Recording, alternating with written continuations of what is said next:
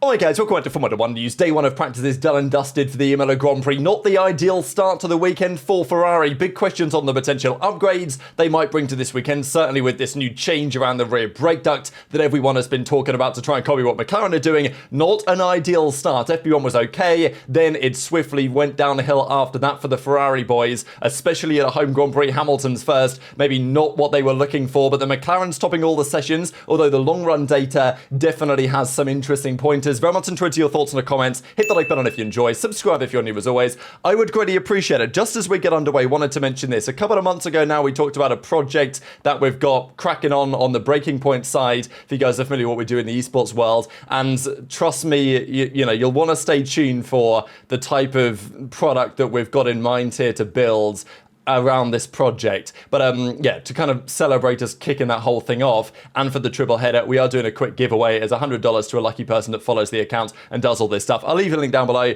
if you guys are interested. Social coverage, but plenty more than that is in the works. Now, let's do the stories of the day. Anthony Hamilton, Lewis Hamilton's father, is set to join the FIA. And this kind of was an interesting development yesterday because all the drama around Ben Sulayem and Carlos Sainz Sr. and what that looks like and what that means for the future. Anthony Hamilton is going to join as effectively the young driver representative. And I think the way that he responded with Hadjar, you guys probably remember at the start of the season back in, of course, Melbourne, when Hadjar unfortunately spun out before the race had even begun. You know, I think Anthony Hamilton is, in many respects, the perfect role model. But this is what I was saying yesterday. Carlos Sainz Sr., all the drama about, you know, integrity issues or whatever kind of discussions of that sort, you're not going to really find anyone who could even be qualified for any sort of role that doesn't have some connection to the motorsport world. It's not like people are saying, oh, he shouldn't be able to be a young driver representative because he's Hamilton's father. Like, it doesn't really work like that. But, you know, if there was another position, people would possibly talk about it. But I thought that was a nice development, really, to show that, you know, maybe there are still some good people at the FIA after all. Now, on the negative side, however, George Russell was talking a lot about the swearing ban because, you know, he says that it's been a ludicrous mess, which is a great sensational, what do people call it, Russellism or Georgism or whatever, just one of the words that he likes to use. You know, he's a very British fellow, isn't he? So this is the type of thing that he says. And also mentions how he is kind of suspicious on that it's been done in this way. I think effectively what he means is that Ben Sulayem is now backing down on some of the swearing things. So they have now a change between what is a controlled environment and an uncontrolled environment. And what that effectively equates to is if you are in, let's say, a practice session or a race session or a qualifying session on the radio, whatever you say there is kind of uncontrollable environment, and therefore it's fine. In an official press conference, sure, that still applies, but to a slightly lesser degree than it previously did, because the fines aren't as severe in all this. But I think Russell sees it the way that I see it, which is like, look, Ben Sulayem's kind of doing this to somehow carry favour or make it seem like he's doing a good thing, whereas the reality is he put this stuff into place in the first place. So rolling it back 50% doesn't change the fact that we're 50% worse off than we previously were. I think that's kind of what Russell's getting at, because there's elections coming up and maybe he's thinking, like, a bit suspicious that, you know, he would take this act and then say, oh, like, I'm, as a former rally driver, this is what I'm going to do because I really think in the best interest of the drivers. I'm not sure that many of us really buy that, to be perfectly honest. Now, Colapinto said some very interesting things. It was his first day, of course, back in the Alpine, or in the Alpine for the first time, but back in Formula 1 after Williams last year. Now, he has a 5-race contract, but according to Briatore, apparently he has no set limit, so this is a classic. Now, by the way, Flavio Briatore is not the team principal, technically. They've actually put another guy into the team principal role, and that's because, well, I mean, how do I put this? Briatore does not have, like, an FIA license to be the team principal. So in order to be the TP, you need to be recognised by the governing body in a certain way. And while he works for Alpine, it's kind of a non-traditional relationship where he's kind of like an advisor. So it's a classic Briatore situation that we have on our hands here. But, you know, he's not the team principal, but yet effectively he is, right? Let's be real here. So, you know, we can treat it as such, although the actual name who is the TP is a different guy. A guy called Dave Greenwood who's stepping into that position, but it's like when Alessandro Aluni Bravo or whatever took over the role at Sauber as the team representative or whatever they were calling it. So there's some weird stuff happening, but Briatore can't technically be the head guy, but effectively, of course, he is the head guy. Now, he talks about Colapinto, and apparently not having a 5-race deal, right? I mean, Alpine even said it, that he's got a 5-race deal. My prediction at the time was that this isn't really a thing. Like, I'm expecting that they're going to put him into the end of the year. I think the only reason why it was said is because it makes their decision look a bit better on doing it. It's like, oh, well, no, we're only trialling Colapinto for 5 rounds, and now Briatore is saying, don't know what you're talking about, he's my man for the rest of the season, is kind of the implication. Doohan ain't coming back, I don't think. I really don't think that he is. Maybe if Colapinto's terrible, they get somebody else in. I don't think Doohan is going to come back in, unfortunately. I think the writing was on the wall. As unfortunate as it is, before the season even began. Few upgrades this weekend. We saw what Mercedes are playing around with. We saw what Red Bull are playing around with. McLaren not really doing much of anything. But this is the Aston Martin new diffuser. They've actually got quite substantial changes on their car this weekend, Aston Martin. Did it work in practice? Well, we'll see that in a second. And let's just crack right on with practice, of course, because Hamilton's first lap at Imola, Italian soil, in a red Ferrari. But look, Imola in many ways is a spectacular track. Is it spectacular for racing at the present day? Not necessarily, right? I mean, if you guys have been, I was at the Silverstone Museum, as you know, a few days ago, just seeing a modern Formula One car, even like a 2014 Formula One car, seeing that in person, it's like, wow, this is it's a sizable piece of machinery. To think how much they grew over the turbo hybrid era to where we are today, it's like, racing these things side by side is pretty remarkable. It's funny, really, because the LMP2 cars, or the supercars for the hypercars, or whatever you want to say, for the World Endurance Championship, they look pretty big on paper. Like when you watch them at the tracks, they look pretty sizable, but in real life, they're actually not that big, and you can race them quite well. Whereas F1 cars, obviously, a very different story, certainly around tracks like Imola. I know that many of the drivers this weekend have said, we don't want Imola to go off the calendar because it's part of history of Formula One, which it very much is, but is it the best for racing nowadays? There's questions about, because Monza has kind of always been the Italian Grand Prix, so, the drivers are going to say that. Does Domenicali agree? Well, the checkbook probably says something else. Now, this was a pretty wild moment, I'm not going to lie. This is Charles Leclerc struggling to keep his helmet on. Now, this has happened a good few times. You guys remember at Suzuka when he had the wing mirror issue? I think actually maybe that was what was happening here at the start. Yeah, he was holding the wing mirror in place. And this time stuff has happened before with even Charles Leclerc and Ferrari, where just some wacky stuff will happen. I mean, this is him coming down the straight here, and he's got to hold his own helmet on because it's about to bounce off, right? Like, it's pretty wild that this type of stuff is even possible. It's like when Alonso's steering wheel fell off the other week. You're not seeing teams, really, like the proper teams don't really do this stuff. Now, then again, every team makes mistakes. It was Lando Norris's McLaren in Miami that had a couple of tools left in the footwell, right? So it's not like the teams are immune from these errors. But something like this is pretty dangerous, right? Like in the same way where Alonso's steering wheel came off, wasn't exactly ideal for Charles, but he had a bit of a scruffy FP1 as well, finding the limits here out of the chicane. As he says, helmet lift is horrible, issues with the airflow, right? Because the way the airflow comes into the cockpit, it does jolt your head around, sure, especially at high speeds. But for it to be jolting around so much that it was causing him issues with his vision, it's not like the helmet was necessarily going to fly off, but it's more so that he was struggling to keep control of the car in those circumstances. I mean, if you've got one hand in your head, it's not really an ideal scenario, is it? So, yeah, it was all going on in the first practice session, and Max was, again, struggling to keep everything in the right window by the final sector. Today, of course, was the debut of the C6 tyre, the super soft, the ultra soft, whatever you want to call it. And, here he is kind of struggling with traction out of the final corner. So, again, it does seem like, at least when it comes to the final sector, that's where the McLarens are just holding on to their tyres a bit better. Now, this was actually a pretty good session for the Saubers. They made it, pretty impressive, actually. But Bortoletto, look, it wasn't the biggest impact in the world, but it was an impact nonetheless, breaks the front wing. We'll be fine for the weekend. I think Bortoletto was having a solid session.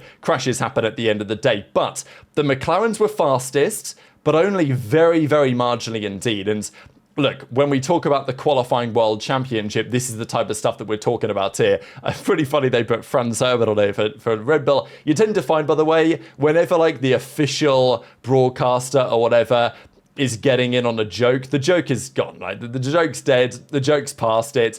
So Franz Hermann, yeah, it was funny for a couple of days. If you guys don't know the story, Max Verstappen, drove the Nordschleife under the name Franz Hermann, so he wouldn't get noticed until it was kind of too late for people to, basically ruin his day because they'd have known he was there and there'd been all sorts of chaos around it. So that's what he decided to do. And okay, great. This is an alter ego right now. They're not going to mention it probably again, but I know that people will still talk about it, but I don't know, some things get old kind of quickly. That's my opinion. You guys may disagree. Feel free to disagree. Russell P4, 500 off the pace. Antonelli was quite a way off, but as to be fair, was Charles Leclerc. He was down here in P12. Hamilton was only a 10th off the P1 time. Norris was 300s. I think Norris had a great first couple of sectors, and then Piastri pulled it back. The Saubers were looking pretty decent. Again, the Williams impressive. The Alpine is there. Now, with Alpine, you got to recognize that in their practice sessions, they tend to run things at a slightly higher rate in terms of their engine. It feels that way anyway compared to some of the rivals. And that can be true with Williams as well. So, like, I think there's more to come from the engine modes of a team like McLaren. But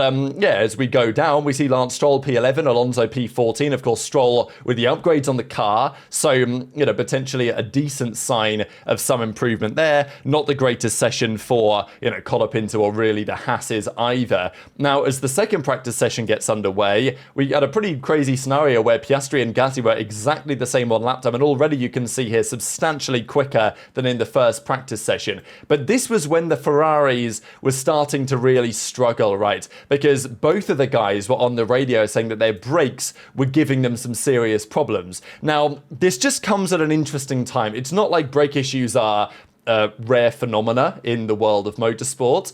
Max Verstappen every week often is complaining about something about the brakes. Not, maybe dramatic issues, but certainly something relevant. We know that Max in Miami was struggling getting the car slowed down into the first corner when, he was locking up and Piastri overtook him and said, these brakes are not where I want them to be. But as Hamilton says on the radio, these damn brakes, mate, these brakes are an issue. The brakes are in warm-up mode, or the brakes in warm-up mode are horrendous. It's not braking. The car is simply not working. So, when you got both of your guys, as good as they are, on the radio making comments such as this, and Leclerc then says, we can think about it for tomorrow, or like his engineer says that to him, and then Leclerc goes on to say, guys, we need to work on the entry of turn 5, turn 9, and turn 11. I would say this is critical. And the braking zones there, not exactly ideal, right? So you've got the first, second, third, fourth, yeah. So the turn 5 would be into that kind of slow left-hander chicane, where, again, there's plenty of weaknesses. And the reason why this is interesting is because McLaren, the big talk of the last few days, has been around their rear brake ducts, what they might be doing to get an advantage. Everyone's talking about it. That is the big technical talk of the paddock right now. This weekend's Ferrari, kind of out of nowhere, said, we've got a potential idea. And this is the thing with these Formula One teams, right, is that by the time we are talking about, everyone's interested in the rear brake duct. Like, the teams are so far ahead of the curve, right? Like, the reason why we're talking about that is because the FIA are talking about it, and that's because a team has said something to them, and the team is saying something to them because they've got evidence which is based on a thought that they had a very long time ago that they tried to get evidence for. So, effectively what it means is, as soon as we start talking about, McLaren rear brakes, the other teams, I'm sure, have their ideas about what they're going to do. Although I did watch an interesting video from the race where they mentioned that apparently other teams simply don't really know what to do. Like, they're not really sure what the solution is. And the idea that Ferrari are trying some new things on their brakes this weekend, and they're running into some issues with them. Not to say that it's not unresolvable and they can't potentially make some, changes. The thing is that McLaren, to get the advantage they currently have in the braking zones, or just let's say keeping the tyres in the right temperature window, which is the key advantage, and of course that eventually helps you in the braking zones as well. It took them trial and error, right? They had issues with their brakes, certainly in 2023, even 2024, and probably working and resolving those issues has led to the current McLaren advantage they seem to have with keeping their tyre temperatures under control with the airflow around the brakes. Ferrari are trying to do something similar, and it might not be working out quite as well so far. This was Isaac Hadjar. He was in the wall. He hit the wall, he brushed it, and then he actually made his way out on the gravel and then just got stuck at the edge of the track, which was kind of unfortunate. He just needed a nice gap for him to get into, but the gap never arrived and he, couldn't make the car go any further. Verstappen, again, wasn't a great day for Red Bull, as he says, he lost a nut in the car, fell into his seat, which is never optimal. But at the end of the session, again, it was the McLarens leading the way. I mean, they got pretty quick here, right? I mean, we're talking a 1:15.2 is pretty rapid. Now, the only thing that gives some room for optimism maybe for the others is that Gasly was third in the Alpine. His teammate Colapinto was down in P13, about half a second behind that. And Colapinto's going to take some time. I mean, Colapinto also said that today, that he thinks it's probably going to take him at least 5 races to probably get up to speed, which I think was, even from Colapinto, a bit of a dig at the Alpine management on some level, right? Because he's kind of saying, well, it's going to take me at least 5 races to get up to speed. How many did Doohan get? What, 7? Like 6, 7 races, which is arguably not enough, and Colapinto probably recognises that as a junior driver, but equally he's not going to complain, is he, about taking the seat off his kind of teammate, but now reserve driver for the team. Russell 4th, Verstappen 5th. As I say, Alpine, you know, they looked pretty good. Like, the car has looked, certainly they've got a good chassis on their hands there. My question is always, maybe the car is like 3/10 off and they're just running a higher engine mode to kind of compensate for their engine deficit that they seem to have. But, you know, Russell's 4/10 off, Verstappen's 4/10 off, Leclerc's 4 and a bit tenths off, you know, Hamilton's a couple of tenths further back, but you know, Tsunoda had a pretty good session here. The Williams were P9, P10. But, you know, again, the McLarens, even without really doing much this weekend, seem to be the team to beat. And in the long run data, this is what we find. And actually, based on the information that we have so far, you know, it looks pretty competitive, right? So if we have a look at some of the numbers, we've got Piastri and Lando averaging basically a 120 flat. Leclerc and Hamilton averaging a 120.1. Now, okay, Hamilton didn't really get many laps in that weren't either, you know, obstructed by traffic or whatever, but the laps that he did were similar to the laps that Leclerc did. 119 high, 120 low. Verstappen and Tsunoda, again, fuel loads can make all the difference here, right? You put 10 kilos extra fuel in, that's 3/10 a lap. So, you know, you never really know. It's not apples to apples. But Antonelli had a pretty good stint at 20.2. Sainz and Albon were 20.4, 20.5. So, look, on this data, you'd say that, you know what, it might have been problematic for Ferrari. They didn't get a clean day in, but the car seems relatively competitive with where the McLarens are. And in qualifying, it wasn't a disaster either. So, look, it wasn't a great day for Ferrari. Maybe there is some room for optimism still. But the bottom line is that whatever data you look at, it doesn't really matter.